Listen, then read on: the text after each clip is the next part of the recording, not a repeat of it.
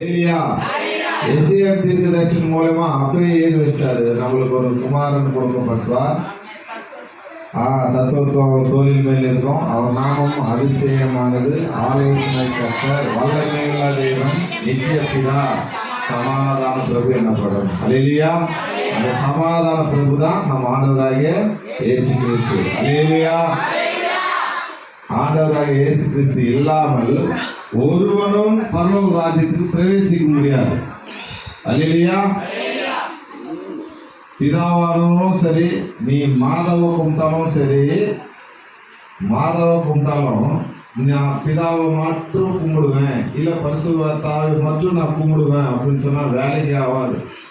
ஆண்டவராகிய இயேசு கிறிஸ்து மாதம்தான் பரலோக ராஜ்யத்துக்கு ஒரே ஒரு வழிகாட்டி. அவர் தான் சொல்றாரு, அவரே சுயமா சொல்றாரு, நானே வழியும், நான் தான் வழி உங்களுக்கு, நான் தான் சத்தியம், நான் தான் ஜீவனமாய் இருக்கிறேன், என்னை இல்லாமல் ஒருவனும் பிதாவின் இடத்துல போகவே முடியாது. அல்லேலூயா.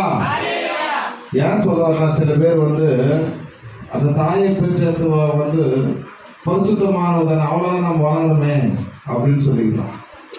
ஏன் சொன்னா, இந்த உலகத்துல வரணும்னா மனுஷ அவதாரம் மூலியமா தான் கடவுள் வர முடியும். அல்லேலூயா. அதனாலதான் சும்மா அந்த மாதிரி யூஸ் பண்ணிக்கிட்டாங்க. அவர் தான் கட்டி, வேற ஒண்ணுமே கிடையாது. நம்மகிட்ட ஒரு அதிசயமும் கிடையாது, ஒரு இதுவும் கிடையாது. அல்லேலூயா. பாருங்க, இந்த ஒரு நல்ல அருமையான பாடலை பாடி கர்த்தருடைய நாம பேசுறாங்க, மகிமை படுத்தினாங்க. அல்லேலூயா. கர்த்தருக்கு மகிமை உண்டாவதாக. ஆமென்.